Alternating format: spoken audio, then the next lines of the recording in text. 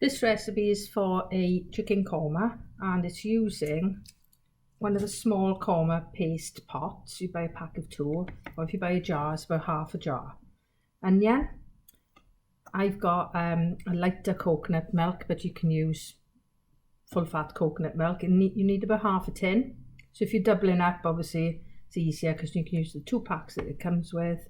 A bigger onion, whole tin of milk, and I've got a pack of 2 chicken breasts and 1 clove of garlic. You can also add a little bit of cream in, but because it only needs a tablespoon or 2, I'm going to be putting that in later rather than risk spilling the whole carton of cream just for 2 spoonfuls. So first thing I'm going to do is to get that onion chopped. So I'm going to peel it, and you can either slice or chop it, as up to you. If you don't like the pieces of onion, you can puree it and fry it off pureed. Some korma recipes do that. So a quick reminder for the onion, I'm going to cut off the top. So you can use a chef's knife or a vegetable knife, that's up to you, whatever you're happy using. Once you've cut the top off and leaving the root attached, cut it through the centre, put your knife down, peel off the skin. This is easier to do once you've cut it in half. Obviously you've got a starting off point. Leaving the root attached is supposed to help stop you crying, but it also helps to keep it together so it's not falling apart for the next step. So as you're working, get your peelings out of the way, put them on your tray or put them straight into the bin. Before you start to chop, you need to make sure there's no peel or no mess on your table. So the technique for cutting the onion, same as we've done before, cut crossways. Don't need to be too fussy about them being tiny for a curry. I often just slice it and then cut it the other way, and it should fall into little pieces. And that last piece, rather than waste it all, I'm just going to sort of do random little chops across it. So you're only losing that tiny bit that is a little bit crunchy anyway. So push those out of the way. Repeat. So cutting down, make sure you're tucking your fingers and thumb out of the way, and then cut the other way.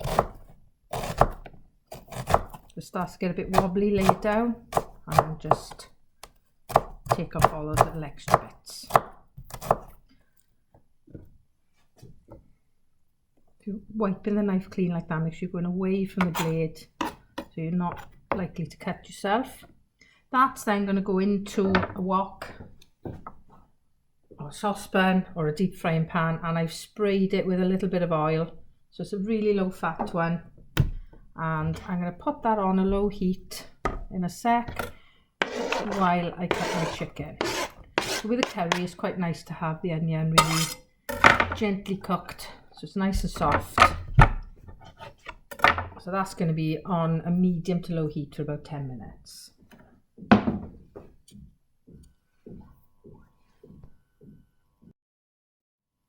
So I've switched to my red board now for the chicken. This is raw chicken. Open the packet, a knife or scissors, and very often there's a bit of juice in there, so rather than tip it out and get the juice on the board, I'm going to lift it out with a knife, leaving any wet juices on the bottom of the packaging. Little bits of fat, just going to trim them off before I start.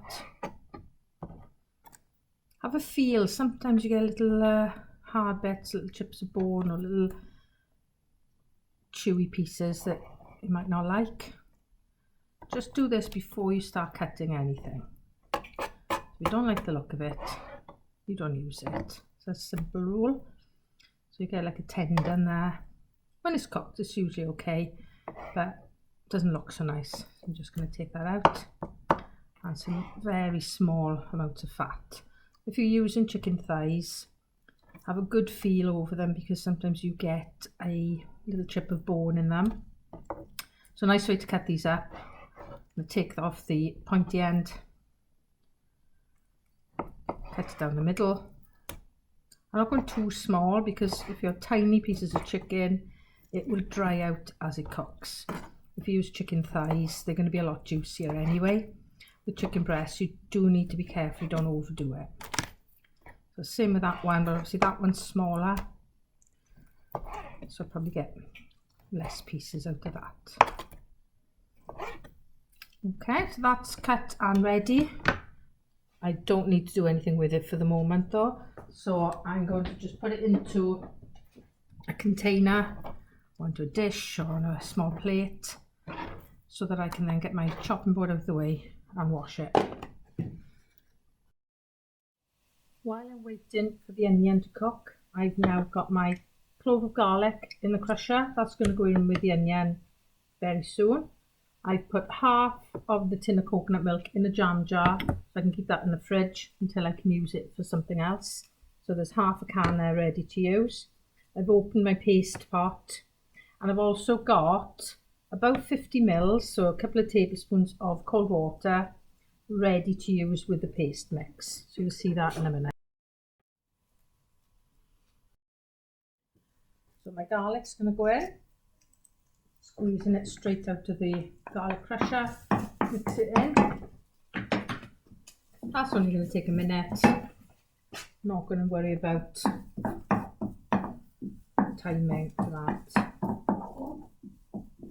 Should be able to smell that come in very quickly once you put garlic in. Lovely smell coming off it. Next thing I'm going to put in is the paste. Get it all out.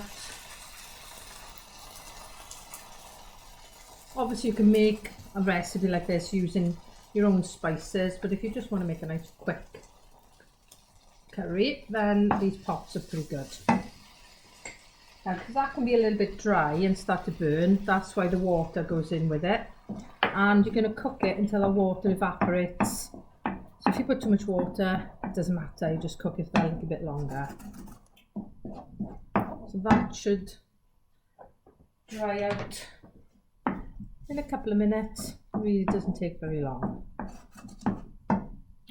And once that has dried out, the chicken is going to go in, and you're just going to cook it for a couple of minutes to seal the chicken and to start getting that flavour put into it. You can see now that's really reducing. Shaky pan.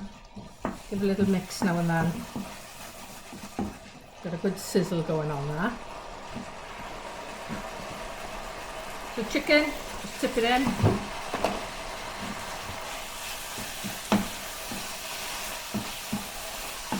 Turn it over in the spices.